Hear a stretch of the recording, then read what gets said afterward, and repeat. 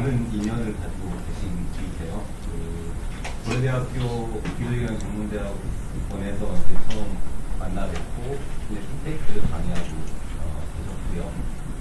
그리고 나서 친하게 돼서 얘기를 하다 보니까 저랑 절친하고 또 UC 산타바바라에서 같이 박사를 하셨고, 그리고 그 절친이랑 한국은행에서 이제 공부로 했었던 그런 오디오만 좀 확인해 계시고요. 오디오만 지금은 좀 디지털 자산 금융 교수님 소리 디지털 금융 연구소를 만들어가지고 마이크로 옆에서 하고 계시고, 블록체인 관련해가지고도 마이크 착용해 혹시 저랑 4~5년 전부터 지금까지 계속 일을 하고 계시고, 강의도 활발하게 하고 계시고, 또 한국의 출신이기 때문에 CDC 관련해가지고 강의와 여러 가지 활동을 하고 계십니다. 근데 이제 오늘은 제가 모실 때 다양한 사례들을 좀 중심으로 해가지고 발표를 해달라고 하셨고, 그래서 흥미로운 사례들 중심으로 시간이 되는 상황에 만들어주셔서 왜 들어가지? 감사합니다. 우리 문영배 소장님한테 뜨거운 박수. 반갑습니다. 저는 문영배입니다. 오늘 여러 가지 적용 사례를 투자 상품 시각에서 바라본 현황과 전망이라고 저는 이름을 지었습니다. 저는 디지털 금융연구소장, 그리고 한국 블록체인 협회 부회장이고요. 그리고 블록체인 메인넷을 개발하는 블룸 테크놀로지의 부사장으로 재직하고 있습니다. 여러 활동들을 통해서 지금까지 핀테크, 빅데이터, 그리고 플랫폼, 그리고 지금 와서는 블록체인까지도 같은 큰 카테고리 안에서 큰 흐름을 타고 있는데, 그걸 각각 대하는 분들이 이해하는 그 방향.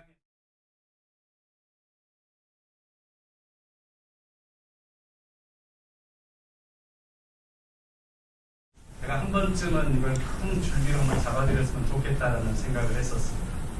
마침 우리 송윤주 교수님께서 이런 기회를 주셔서 여러분들께 짧게나마 한번 정리를 해드릴 기회가 있어서 저는 굉장히 영광스럽게 생각합니다. 다만 저한테 처음 강의 요청이 들어왔을 때는 1시간이라고 하셨는데, 저한테 실제로 배정된 건 30분밖에 안 돼요.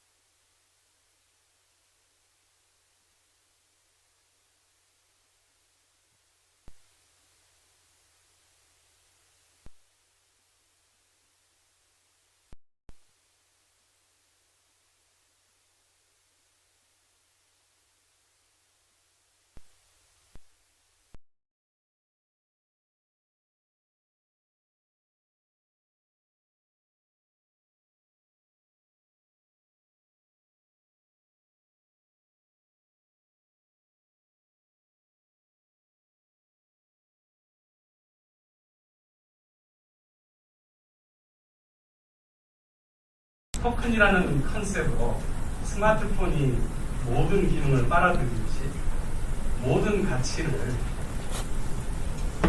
토큰의 이름으로 주어 담을 수 있고, 그것은 펀저블 토큰과 넌 펀저블 토큰으로 구분할 수 있습니다. 우리는 펀저블 토큰이라는 말을 잘 쓰질 않았는데, 넌 펀저블 토큰이 나오면서 펀저블 토큰이라는 말이 우리에게 다가와요. 사실 이 세상은 그냥 세상이었는데 온라인이라는 게 나오면서부터 온라인에 대응하는 이 세상은 뭘까? 그러면서 우리가 오프라인이라고 부르잖아요. 그런데 이 세상은 지금의 중심입니다. 거기에 대응하는 개념이 나오다 보니까 그런 것처럼 우리도 토큰을 또는 코인을 또는 크립토 커런시, 크립토 코인 여러 가지 얘기들을 하는데, 그 그런 얘기들을 하다가 non-fungible 토큰이 나오니까 거기에 대응하는 개념으로 fungible 토큰이라는 말을 굳이 붙여서 부르는 거죠. 공통점은 토큰이라는 겁니다. 다른 점은 non-fungible 토큰이 우리가 일반적으로 알아왔던 코인과는 다르게 토큰을 쪼개지 않고 온전한 상태로 생성, 보존, 또 거래되는 것이 더 효율적인, 대부분 우리 돈은 서로 10,000원짜리를 내고 5,000원짜리를 사면 5,000원을 거슬러 받아야 되지만 어느 것들은 거스르지 않아야 더 효율적인 거래가 되는 것들이 있습니다. 그런 부분들은 non-fungible 토큰이라고 분류를 해서 그게 담는데, 실상은 fungible 토큰보다도 non-fungible 토큰에 담을 수 있는 게 훨씬 더 많다는 겁니다. 우리는 학교에서 1 더하기 1은 2라고 배우지만 사실 현실에서 1 더하기 1이 2가 되는 것들은 매우 드문 경우입니다. 인수합병을 할 때 기업 1과 기업 가치 2를 더했을 때 그게 3이나 4가 돼야지 인수합병은 일어나는 겁니다. 그런데 이건 수학적인 그런 현상으로는 설명할 수 없는 것이죠. 여기서도 우리가 담을 수 있는 fungible 토큰에 담을 수 없는 것들이 세상에는 훨씬 더 많고, 그런 비정상적인 것들을 non-fungible 토큰에다가 우리는 모두 다 담아야 된다는 거예요. 그래서 세상에 우리가 구분하는 방법 중에 NFT로 카테고라이징 할 수 있는 것들이 훨씬 더 세상에는 무한히 더 많을 거다라는 점이 제가 말씀드리고 싶은 포인트입니다. 그래서 NFT가 표시하는 현실의 세계의 원래 가치가 있다면 가치를 얘기할 때도 우리는 NFT 지금 가치 투자를 얘기하잖아요. 근데 NFT가 현실에 있는 것들을 담았다면 그 현실에 있는 가치가 NFT에 그대로 반영이 되기 때문에 평가하는 방법이 훨씬 더 쉬울 겁니다. 그런데 NFT가 진화를 하면서 기존에 있던 현실에 있는 상품이나 서비스가 아니었을 때 그 자체를 가지고 우리가 어떻게 말하자면 가치로 나타낼 거냐, 이런 부분들도 지금 이제 다들 그 스터디의 대상입니다. 그런데 그것들은 디지털상의 가치가 플랫폼 참여자들의 인식의 변화에 따라 가치의 변동성이 매우 크다는 겁니다. 여러분들이 지금까지 NFT 가격에 그런 쓰나미들을 보셨던 것들이 결국은 플랫폼 참여자들의 인식의 변화가 얼마나 가치를 판단하는 데 영향을 주었는지를 아실 수 있을 겁니다. 그래서 그런 대목을 제가 한번 말씀드리는 것 같아요. 거래되는 플랫폼의 가치에 따라서, 그러니까 내가 갖고 있는 NFT의 가치도 가치지만은 이 NFT가 거래되고 있는 플랫폼이 어디냐에 따라서 내 NFT의 가치도 덩달아서 결정이 됩니다. 사실 이게 NFT만의 영향은 아닙니다. 우리가 돈을 번다라고 말했을 때 온라인상에서 중국의 엄청난 온라인에다가 내 상품을 올리면 정말 대박나는 겁니다. 또 최근에 잘 아시겠지만은 빗썸이나 업비트나 빗썸 계셔서 제가 빗썸을 먼저 말했습니다. 여기다가 상장을 하게 되면은 가격이 더 오르고, 토큰 베이스드 장으로 가면은 가격이 잘 오르지 않는 것도 바로 이런 현상들입니다. 그래서 거래되는 플랫폼의 그 가치가 결국 NFT 자체에도 영향을 준다는 것을 우리가 알 수 있습니다. 특히 NFT가 주목을 받아야 되는 이유는요, 우리는 아까도 온라인, 오프라인을 얘기했고요, 또 여기서도 말하는 플랫폼들을 얘기했는데, NFT는 일반 크레딧하고는 다르게요, 우리가 말하는 마일리지는 그 플랫폼 상에서만 존재하는 크레딧입니다. NFT는 스스로 자기 존재감을 표시할 수 있는 역량을 가진 가치 표시 수단입니다. 그래서 이것은 인터오퍼러빌리티를 갖는 거예요. 내가 지금 있는 플랫폼이 아닌 다른 플랫폼에 가서도 나의 존재감이나 나의 가치를 나타내 줄 수 있다는 점입니다. 그 점이 기존에 있어 왔던 가치를 표시하는 방법하고 다른 점이라는 겁니다. NFT. 이런 점을 이해를 베이스를 가지고 NFT를 바라보시면 도움이 되지 않을까 생각합니다. 펀저블 토큰에 대한 예를 말씀드릴게요. 우리가 가지고 있는 그런 화폐에 대해서는 진화된 디지털 화폐와 국가통화가 여러 가지 영향을 많이 씁니다. 통화 신용 정책이나 국가의 경제 결의 모니터링까지도 과연 이 디지털 토큰이 할 수 있느냐 없느냐를 가지고 지금 G7 국가나 BIS나 또 아니면은 한국도 엄청나게 이런 부분에 대해서 연구를 많이 하고 있습니다. 그리고 그런 부분들은 토큰을 펀저블 토큰의 가장 중요한 샘플 중에 하나입니다. 또 우리가 알고 있는 그것뿐만 아니라 늘 우리가 접하는 비트코인, 이더리움 이런 것들 다 펀저블 토큰이죠. 그래서 이런 부분들이 결국 가장 큰 특징은 프로그래머블하다는 겁니다. 프로그래머블. 우리는 지금까지 중앙은행이 만들어낸 화폐는 프로그래머블하지 않았어요. 이건 프로그래머블해서 융복합 시대에 여러 가지 기능들을 하나로 합할 수 있다는 점입니다. 그래서 많은 것들을 이 안에다가 기능 안에다 담을 수 있다는 거고요. 그거 외에도 우리 잘 아시겠지만은 사인 간의 금융 거래에 있어서도 은행의 중재 없이도 우리는 가치를 거래할 수 있고, 특히 IoT 플랫폼, 스마트 시티에서도 결제가 가능한 디바이스하고 디바이스들이 결제하는, 지금까지 우리는 거래는 인간이 하는 걸로, 그래서 공인인증서를 필요로 했지만 디바이스와 디바이스들이 결제를 할 때는 공인인증서가 지금 없지 않습니까? 또 메타버스 결제, 이건 플랫폼에서 우리가 말하는 온라인 오프라인 말하듯이 지금 세상과 가상 디지털 공간에서의 서로의 오퍼러빌리티, 거기 가서도 결제가 통하고 여기서도 결제가 통하는 그런 것이 이제 펀저블 토큰의 영역으로 우리가 분류할 수 있겠고요. 그래서 여기서 가장 중요한 점은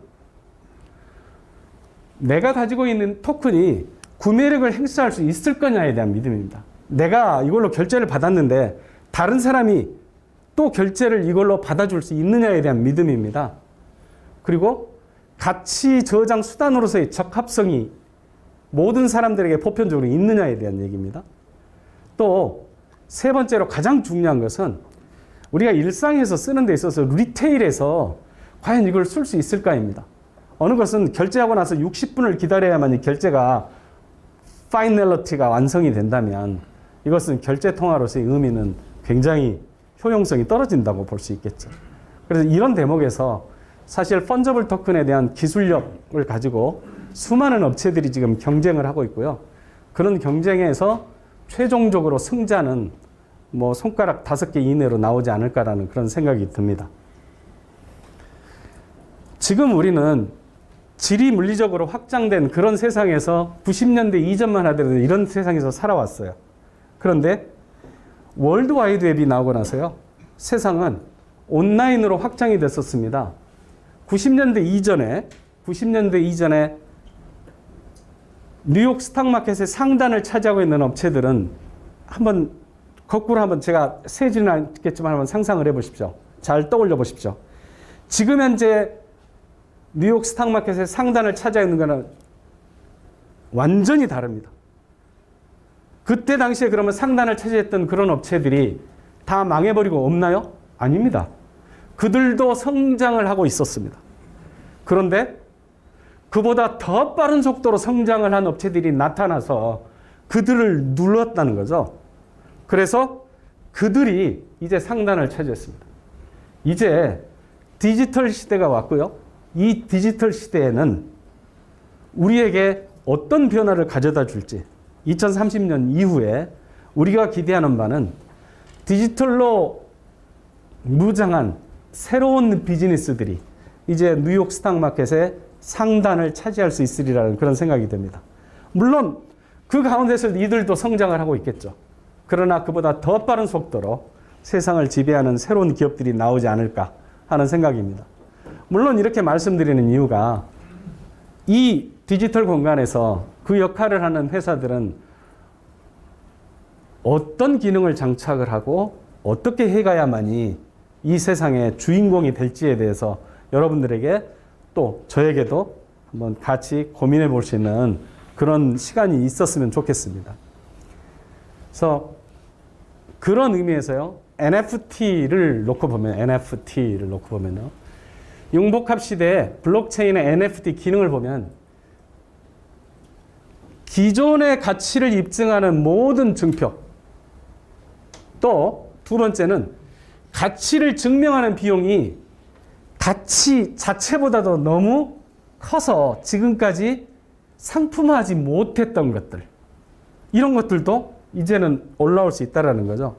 뭐 다른 것들은 다 잘 알고 계시니까, 특히 진품, 이거 관련한 것, 진품 증빙하는 거요. 그 다음에 투표 등 정치 참여 행위는 지금 이미 실험이 되고 있고요. 맛집, 명소 추천에 관한 것들도 이번에 부산 BWB 가서 보니까 상당히 지금 그런 부분들이 많이 와 있다는 느낌을 받았습니다. 그래서 이런 부분에서 NFT의 활용 영역이 점점 넓어지고 있다.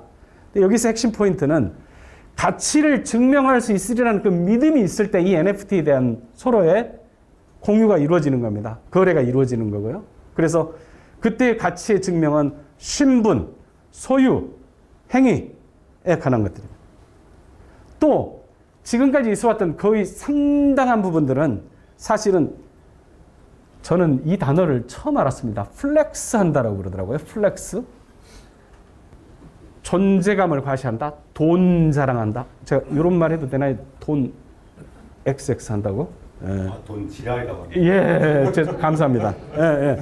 그게 플렉스라고 그러더라고요. 그래서 그런 부분에서 상당히 많은 부분에서 이게 NFT가 활용이 됐던 것 같아요. 근데 또 이제 NFT 가치가 아까도 말씀드렸지만은 플랫폼 간의 인터오퍼러빌리티, 내가 여기서 나의 존재감을 획득했던 것을 다른 플랫폼에서도 또는 다른 디멘션에 가서도 나의 존재감을 나타낼 수 있는 것, 이런 것들이 NFT의 큰 기능이 아닐까라고 생각을 합니다. 그래서 그것을 다시 NFT를 크게 분류를 해보면요, 제가 세 가지로 한번 나눠봤는데요.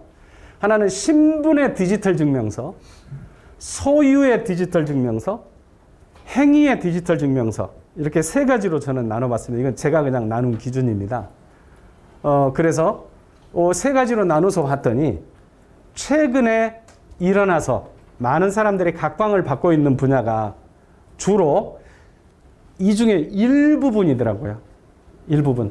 저는 아까 처음부터 온 세상의 가치를 펀저블 토큰과 넌 펀저블 토큰으로 나눌 수 있다고 말씀드렸잖아요. 넌 펀저블 토큰이 포괄할 수 있는 범위가 무한정함에도 불구하고 지금까지는 우리가 NFT가 이렇게 쓰일 수 있다는 점을 보여주는 아주 초기 단계의 그런 유행에 아직 머물러 있다. 그래서 그런 부분들이 말씀드렸던 존재감을 과시하는, 플렉싱하는 것, 그리고 예술품, 스포츠 관련한 것에 거의 집중돼 있다는 걸 알 수 있습니다. 근데 그것 말고도 제가 이번 부산 그 블록체인 위기에 가서 눈을 뜨고 여러 군데 제가 전시하는 곳들을 찾아가면서 이 강의에 쓸 아주 바람직한 모습 하나를 제가 한번 찾았는데요.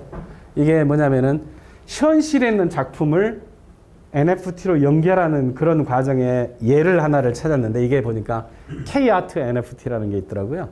그래서 여기는 대한민국 전통 공예 작품을 NFT로 나타내고, 왜냐하면은 특히 예술품은 진품하고 가품에 대한 논란이 많잖아요. 그래서 그 진품 가품에 대한 증명의 서류로서 NFT를 활용하는 겁니다. 그래서 이번 전시된 건 보니까 금속공예 대장인 저전 황갑주 선생의 작품을 첫 번째 시리즈로 하여 예술품에 NFT 인증서를 연계하여 판매하는 그런 프로그램이 지금 다다음 주부터 판매가 된다고 그러더라고요. 다다음 주. 그래서 그런 부분에 굉장히 저는 인상 있게 봤고요. 이런 부분들이 지금 뭐 여기서 말씀드리는 것처럼 그 전통문화의 발전에도 기여를 하지만 우리가 지금 삼았던 그런 고유성, 신뢰성, 법적 분쟁의 차단성, 그리고 제한된 그런 희소성, 이런 것들을 담을 수 있는 것 같아서 굉장히 아주 보기에 좋았었습니다.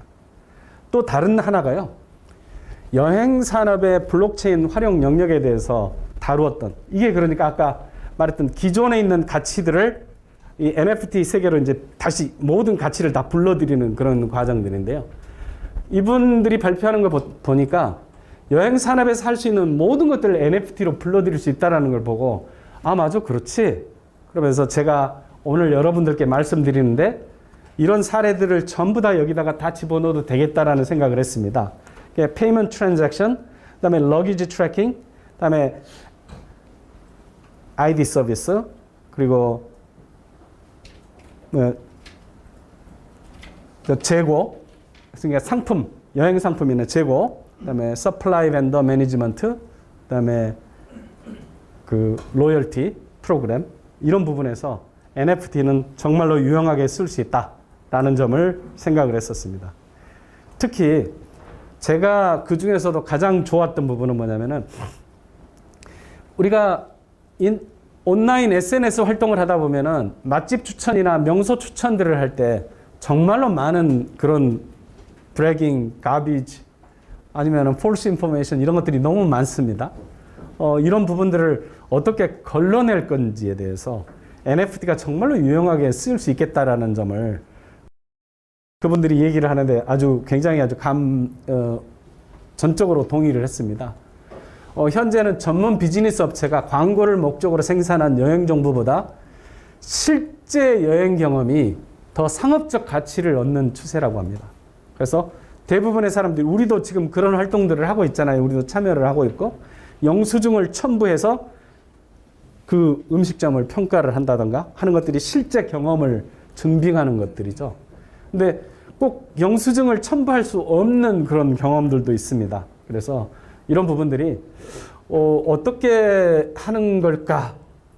이게 보니까 NFT를 태깅을 하는 점점 더 많은 여행객들이 여행자의 경험에 기반해서 정보를 더 많이 선호하고 또 찾는 그 추세를 장소 인증 기반의 NFT를 발행하는 겁니다. 우리 어디 이렇게 어뮤즈먼트 파크 하면은 요 스탬프 찍는 거 있잖아요. 도장 찍는 것처럼 그 장소를 갔을 때 거기 그 장소의 인증에 장소 방문에 기반해서 NFT 발행을 받고 그 NFT에 의해서 제가 평가를 하면 그 평가가 보상을 받는 그런 구조입니다. 저는 이런 부분들이 지금까지 있어왔다는 허위 정보나 뭐 여러 가지 내용들을 갖다가 걸러내는데 상당히 역할을 할 수 있으리라는 생각을 해봤습니다. 이런 잠재적인 그런 잠재적인 영역이 많음에도 불구하고 현재 시장에서 글로벌 시장에서 인기를 얻고 있는 것들은 매우 제한적입니다. 아까 말씀드렸던 것처럼. 그래서 게임, 그다음에 마켓플레이스, 아트, 뮤직, 파이낸스, 럭셔리 브랜드 해가지고 인기는 있으나 그러나 그 영역들이 매우 제한적이라는 것을 알 수 있습니다. 그래서 이런 점에 대해서 보니까는 탑 트렌딩 NFT 해가지고 뭐 10개뿐만이 아니라 제가 한 몇 개 있는데 10개만 제가 추려놨는데 10개를 쑥 훑듯이 얼른 한번 지나가겠습니다. 이거 뭐 크립토 펑크 이거 뭐 너무 잘 아시죠? 우리 송인 교수님 여러 가지 토크 자료에서도 많이 등장하는 주인공이 이 크립토 펑크인데요. 여기가 이제 캐릭터 10,000개만을 찍어가지고 그 희소성으로 NFT로 나의 신분을 표시할 수 있다라는 그런 시도 때문에 각광을 받았던 겁니다. 결국은 이건 신분과 나를 플렉싱하는 또 나를 디지털 공간에서 나타내는 그런 존재로서의 NFT입니다. 처음 각광을 받았던 이런 영역인데 저는 개인적으로 제가 예술의 문외한이어서 이 그림을 보고 이게 왜 가치가 있는지는 사실은 잘 모르겠습니다. 예. 그럼에도 불구하고 이게 NFT로 처음 시도가 되었다라는 그런 측면에서 그 희소성이 가치라는 게 거기 참여하는 사람들의 인식에 의해서 가치가 오르고 내렸다라는 것이죠. 예. 그런 점을 말씀드리고 싶고요. 뭐 그 말고도 예를 들어서 BAYC 같은 경우에는 여기는 그걸 더해서 이 캐릭터 가지고 멤버십 또 인증해주고 어느 장소의 입장권으로도 쓰일 수 있고 이제 그쪽으로 이제 점점 더 이제 한 걸음 더 나아가는 거죠. 또 이것 말고도 보면요, 또 NFT가 자기들끼리 또 새로운 것을 또 생산해내는 브리딩도 하고 뭐 교배도 가능하고 여러 가지 기능들을 이제 더해가면서 점점 다양성이 더해진다라는 것이죠. 이게 결국 그런 부분에서 이제 NFT가 이제 진화를 하기 시작을 합니다. 여기는 NBA 명장면만 모아가지고 그걸 정말로 이제 말하자면 부가가치화한 케이스들입니다. 뭐 이것 말고도 여러 가지가 많은데요. 이런 것들이 아까 말씀드렸던 것처럼 여기는 이건 한 가지 말씀드려야겠네요. 이건 디지털 상에서의 부동산입니다. 디지털상의 부동산인데 이것도 가상 공간에서의 부동산이긴 하지만 우리에게 뭔가 지금 가치를 부여주려고 하는 그런 새로운 시도여서 이것도 저는 아주 신선하게 받아들이고 있습니다. 그래서 이런 대목들이 전부가 우리가 NFT로 분류하려고 했던 것들 중에 가장 사람들에게 흥미를 끌만한 것들만 가지고 먼저 지금 시도를 하고 있는 거죠. 근데 실제 부가가치는 그보다 더한 어마어마한 것들이 뒤에 달려있다라는 점을 제가 설명드리기 위해서 이 과정들을 거쳐왔습니다. 제가 식별 실물거래라면 뭐 시간이 너무 지금 짧은 것 같은데요. 제가 요거 빼고 NFT의 재해석에 대해서만 하겠습니다. 그래서 잠재력이 높은 투자 대상으로서의 NFT를 고르는 기준을 제가 예시를 드려보려고 합니다. 그래서 경제적 가치와 거래 당사자의 신원을 동시에 표기 가능한 수단입니다. NFT는요. 제3자의 신원 확인과 제3자의 신뢰 없이도 우리가 경제 거래를 가능하게 해주는 것이 NFT라고 저는 다른 방법으로 정의를 하고 싶고요. 그래서 이것은 양면성 플랫폼적 비즈니스 특성을 갖습니다. 남들이 인정을 해줘야지 이건 존재감을 갖는 거예요. 돈은 남이 인정을 안 해줘도 법적으로 보장을 받습니다. 내 부동산은 법적으로 등기가 되어 있기 때문에 보호를 받습니다. 그런데 디지털 공간에서는 플랫폼상에서 서로가 서로에게 이해되는 폭이 있어야만 거기서 가치가 인정이 된다는 거죠. 그래서 양면성 플랫폼적 비즈니스 특성이 있고요. 또 플랫폼 간의 인터오퍼러빌리티가 뛰어난 가치 거래 수단. 그냥 우리 이 세상에서만 존재하는 신용카드만으로는 디지털 공간에서는 쓸 수 없다라는 거죠. 그런 부분에서 NFT가 어떻게 그런 플렉서블하게 다른 공간에서 쓸 수 있는지가 디자인되어 있는지 이런 것을 우리가 알아보는 눈이 여러분들이 투자 대상을 고르는 데 있어서 올바른 판단 기준이 돼야 하지 않을까 생각합니다. 그런데 NFT 스타트업들이 지금 보면은 문제가 뭐냐면은 대부분이 아주 비슷비슷하더라고요. 이번 부산에 가서 그 전시해 놓은 것도 보니까 NFT 생성과 NFT 거래소를 동시에 마련하는 그런 스타트업들이 다수 등장을 하고 있는데요. 문제는 이들이 그런 양면성 플랫폼적 특성을 우리가 어떻게 충족을 할 것인지에 대해서는 고민들이 많지 않았다라는 점입니다. 제가 보기에는 그래서 이게 한동안에 ERC20 기반에서 테헤란노에 얼마나 많은 코인들이 나왔었습니까? 그 코인들이 그게 돈입니까? 디지털 토큰은 맞는데 돈의 가치는 거의가 없는 쓰레기들이잖아요. 잘 아시겠지만. 그래서 지금 NFT 스타트업들이 지금 가지고 있는 그런 것들이 진정으로 플랫폼의 확장성을 염두에 두지 않은 상태에서 단지 그걸 우리도 시도를 해보고 만들어냈다라는 점으로 만약에 나타내는 거라면 그런 부분들은 투자를 하는 데 있어서 정말로 조심해야 하지 않을까라는 생각이 듭니다. 이것은 양면성 플랫폼적 활성화 기본 개념도인데 시간이 너무 없어서 30분밖에 안 주셔가지고 추가 5분 더 드리겠습니다. 원래 감사합니다. 양면성 플랫폼이라는 건요, 클럽을 생각하시면 됩니다. 캬바레는 캬바레를 보고 가는 게 아니라 캬바레에 오는 남자는 캬바레 오는 여자들을 보고 가고 캬바레 오는 여자들은 남자를 보고 옵니다.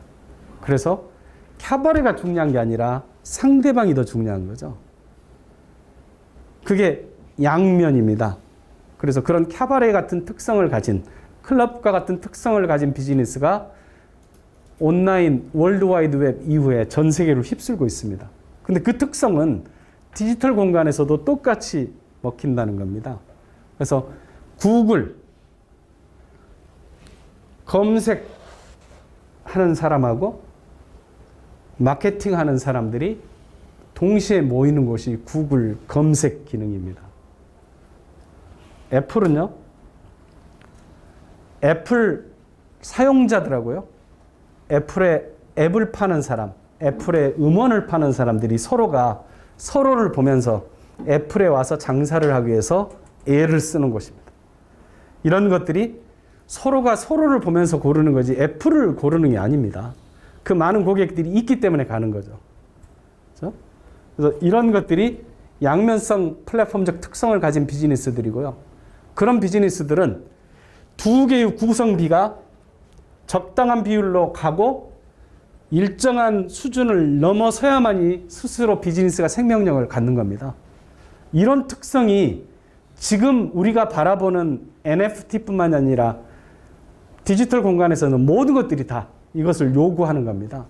그래서 이런 부분에 대한 정말로 깊은 그런 고려가 없다면은 비즈니스가 얼마 가지 못해서 무너지는 그런 안타까움을 우리가 목도해야 할 수도 있습니다. 잘 아는 사례가 프리첼입니다. 프리첼은 1000만 유저를 모았는데 비즈니스 모델을 못 찾아가지고 망했습니다. 지금 현재 우리가 아는 제로페이는 많은 가맹점을 억지로 끌어모았지만 사용자들을 지금 아직 끌어모으지 못하고 있습니다. 이런 곳들은 이 비율 안으로 들어가면서 여기서 성장을 해야 되는데 이쪽에 어느 쪽 한쪽에 치우쳐 있어요. 이미 프리첼은 망했고 제로페이는 사용자를 지금 확보하지 못해서 아주 지금 헐벗고 굶주리고 있습니다. 언제 꼬꾸라질지도 모르는 그런 안타까운 그런 상황입니다.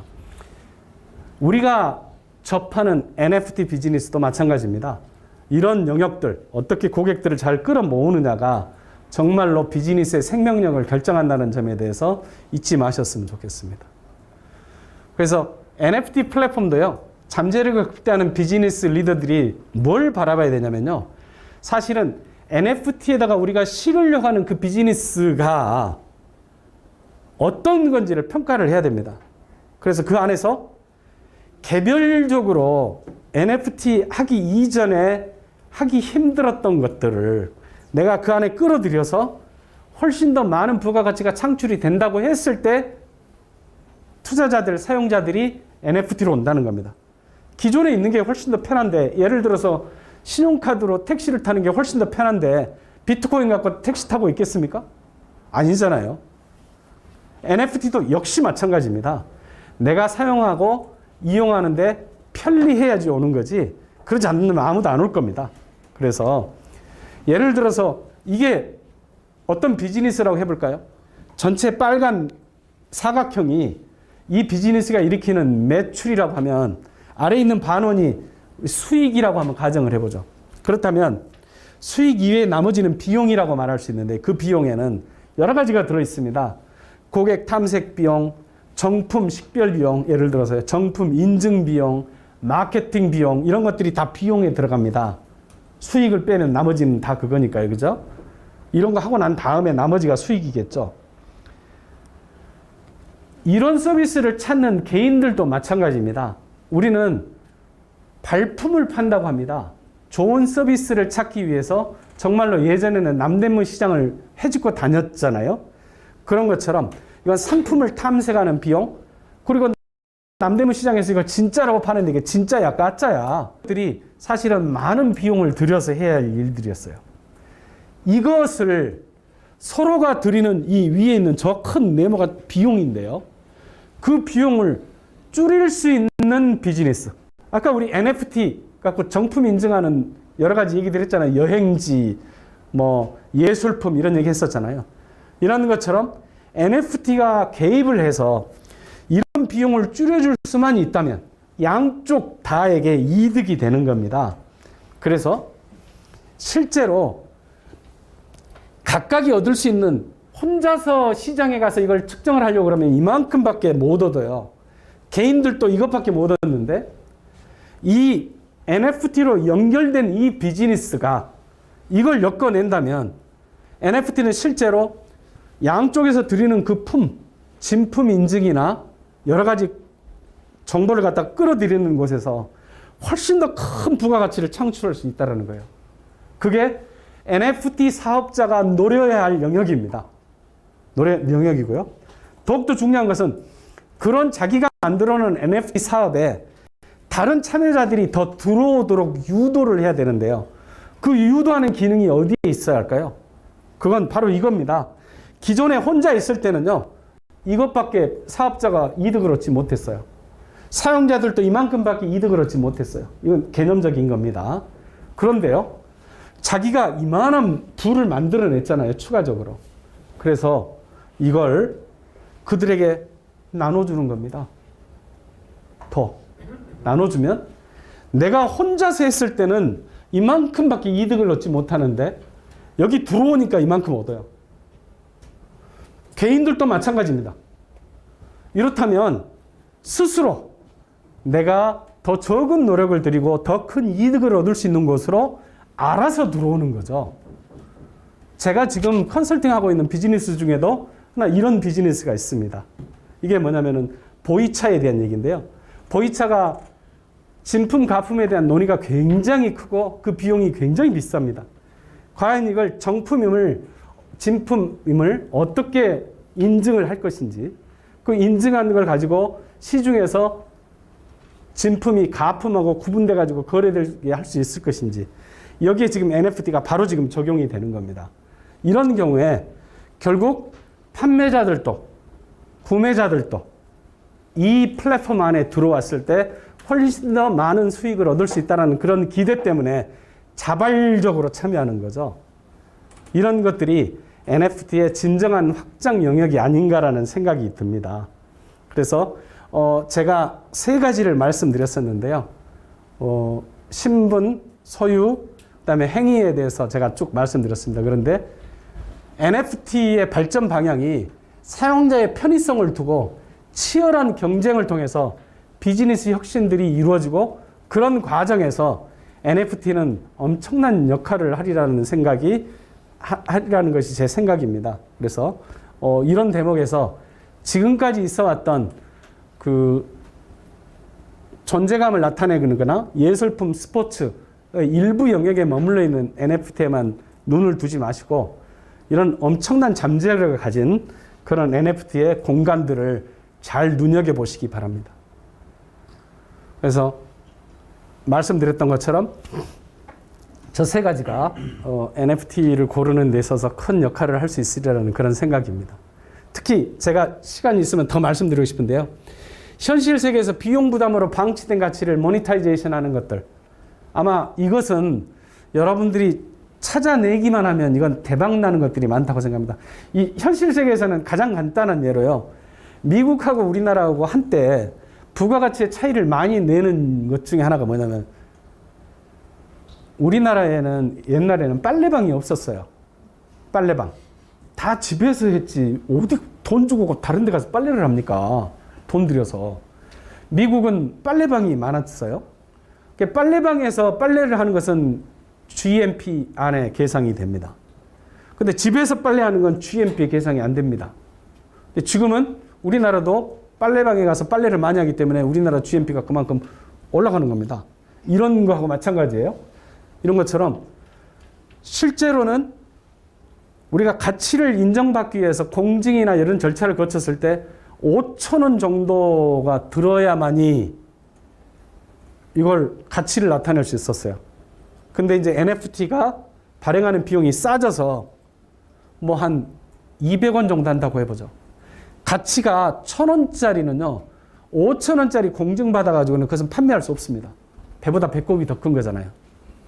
그런데 NFT 발행을 해서 가치를 인증한다고 했을 때 그게 200원이라면 1,000원짜리는 거래되고도 남는 거죠.